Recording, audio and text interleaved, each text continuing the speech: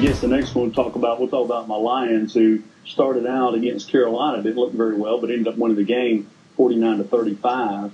And there's an interesting story within the Lions game too. They started out real well and ran through, just a few of these losses. I guess the biggest one that kind of started their 2 or 3 game loss skid was the 49er game. But two things about, I think, Carolina and then Detroit. Carolina certainly with Cam Newton. I think that this team is going to be a team to watch in the next couple of years. You take a draft and some free agents in the offseason, get some more tools around Cam Newton. I think it's going to be a franchise that's going to be kind of moving up the board within the league. Detroit certainly turning around from being an 0-16 team to starting to grab a few wins and then jumping into this season.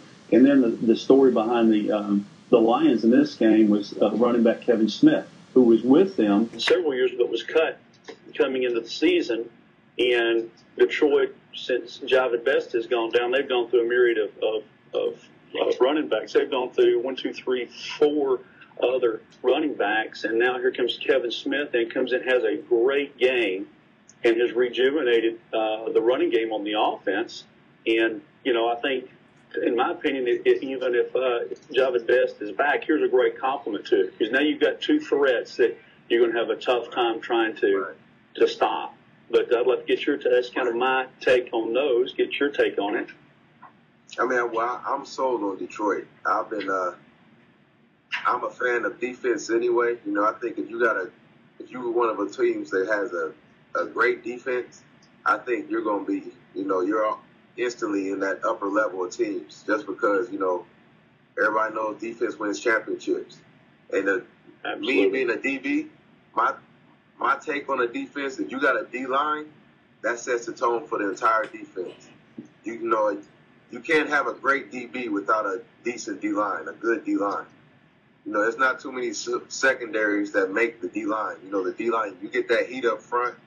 I mean, Dre Bly in college, his entire front 7 went in the first day of the draft. I mean, that's you just catching ducks back there. It's Oski all day. But, they got Sue, Farley, Vanden Bosch, Cliff. I mean, that's some fire up front. And they run that wide 9 because you got Sue in the middle. I lived in Nebraska when Sue was in college. And if you ever get a chance to watch his last Big 12 championship game against Texas, I've never seen a defensive lineman put his name in the game like that. He was out there. He was the saying, a bull in the china cabinet. That was him that day. He was throwing linemen. He did whatever he wanted to. Oh man, he was like a man playing with his son. Just throwing the linemen around. He had one. He really threw the quarterback about 4 yards, one play. But he can handle those. He can handle different multiple gaps in that defense. So that wide 9. I think they can manage it with that. And then that just makes, if you got the front 4, disrupting like that, the linebackers are just running free. Secondaries just catching fluttered balls, like you saw Cam Newton's first interception of the day, yesterday, was it was just a duck. And I think it was Eric Smith had just dropped one the play before. Then he came back and caught that one. It was like catching a punt. But that's what you get when you get that front 4. And I played against Megatron his rookie year, and you could tell he was going to be good. He was young. It was early in the season, so he was real young. But you could tell. I mean, he's huge. He's like Plaxico Burress, but with more size, like a bigger, stronger Plaxico Burress.